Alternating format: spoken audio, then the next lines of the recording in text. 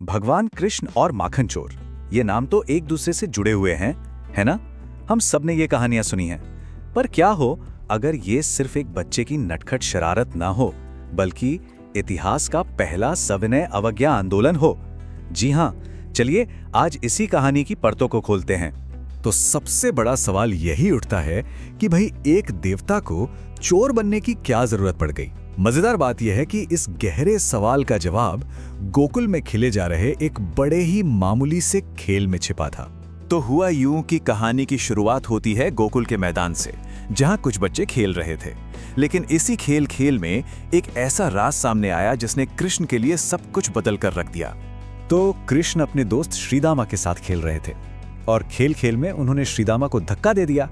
अब श्रीदामा बेचारा रोने लगा तो कृष्ण ने उसे छेड़ते हुए कहा, अरे कमाल है, गोकुल में रहते हो जहां दूध दही की नदियां बहती हैं और तुम इतनी जरा सी चोट पर रो रहे हो। अब देखिए, श्रीदामा का जो जवाब था ना, वो सिर्फ एक बच्चे का गुस्सा नहीं था, वो एक कड़वी सच्चाई थी। उसने पलटकर कहा, तुम तो राजा के बेटे हो, तुम्हें क्या पता? तुम्हें तो जितना चाहो मक्खन मिल जाता है, हम तो गरीब ब्रिजवासी हैं। हमारा सारा दूध मक्खन तो कंस के सिपाही छीन कर ले जाते हैं। और बस यही वो पल था जब नन्हे कृष्ण को पहली बार पता चला कि अन्याय क्या होता है। और यहीं से कहानी की असल जड़ सामने आती है। मथुरा का जालिम राजा कंस और उसका लगाया हुआ एक बहुत ही क्रूर बटर टैक्स।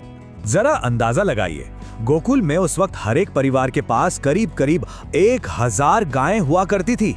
1000! मतलब दूध दही घी का तो जैसे सागर बहता था।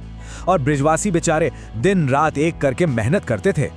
लेकिन इतनी सारी मेहनत, इतनी गायें, उसके बाद उन्हें अपने परिवार के लिए रखने की इजाजत कितनी थी जानते हैं? सिर्फ 4 मटकी।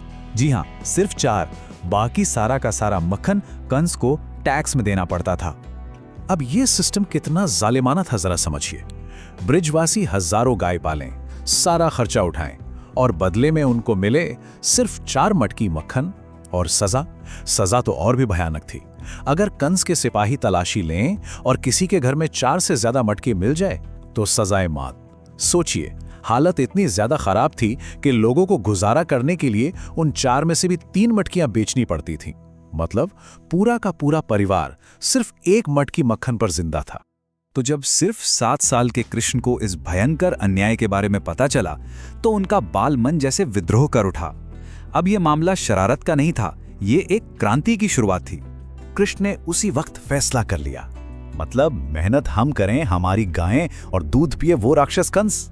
नहीं, अब ये नहीं चलेगा, इसे रोकना ही होगा। और बस उनके मन में एक आंदोलन ने जन्म ले लिया। अब कृष्ण का प्लान बहुत ही सिंपल लेकिन जीनियस था। उन्होंने सोचा कि अगर सारा का सारा मक्खन चोरी हो जाए तो ब्रिजवासी कंस को टैक्स देंगे कहां से, है ना?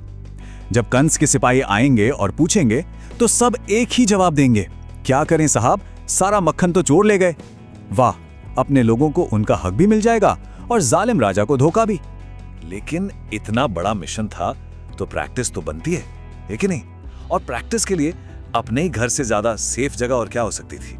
तो कान्हा ने फैसला किया कि पहली चोरी की प्रैक्टिस घर पर ही की जाए। तो कृष्ण दबे पांव भंडार घर में घुसे और जैसे ही उन्होंने मक्खन की मटकी में हाथ डाला, उनकी नजर सामने एक चमचमाते हुए खंभे पर पड़ी। अब देखिए, 7 साल के कृष्ण ने अपनी जिंदगी में पहली बार अपना रिफ्लेक्शन देखा था। उन्हें क्या पता था? उन्हें लगा, अरे घर में एक और चोर घुस आया है। और बस वो अपनी ही परछाई से झगड़ने लगे। कृष्ण अपनी परछाई को डांटने लगे, ओए तू मेरे ही घर में चोरी करने की हिम्मत कैसे की? फिर धीरे से फुसफुसाए, सुन, चुपचाप यहां से निकल जा, मेरी मैया बहुत मारती है, तुझे उखल से बांध देगी, बता रहा हूं। और ये सारा तमाशा उनकी माँ यशोदा छिपकर देख और सुन रही थी। तो मैया यशोदा ने कृष्ण को रंगे हाथों पकड़ ही लिया। पूछा, लाला ये मुंह पर मक्खन कैसे लगा? अब कृष्ण का जवाब सुनिए, क्या मासूमियत थी। बोले, मैया वो तो एक मक्खी मेरे मुंह पर आ बैठी थी, तो मैंने बस उसे ऐसे उड़ाया तो मक्खन लग गया। खैर, ये तो साफ है कि घर पर उनका मिशन बुरी तरह से फेल हो गया, पकड़े गए। लेकिन कोई बात नहीं, ये तो सिर्फ एक ट्रायल रन था। असली क्रांति तो अब शुरू होने वाली थी। और अब कृष्ण अपने मिशन को पूरे गांव में ले गए।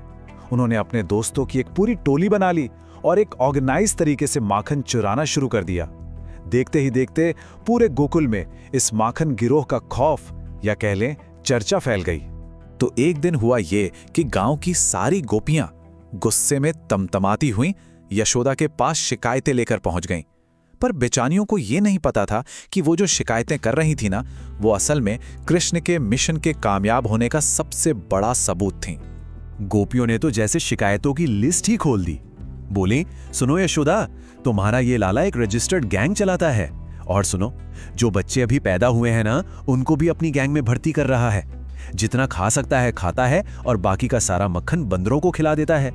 और अगर हम उसे रोकने की कोशिश करें तो उसकी पूरी गैंग हमारी रसोई में तोड़फोड़ मचा देती है। कभी हमारे खाने में पानी डाल देते हैं तो कभी आटे में नमक मिला लेते हैं। लेकिन इसके बाद गोपियों ने जो बात कही वो बहुत गहरी थी।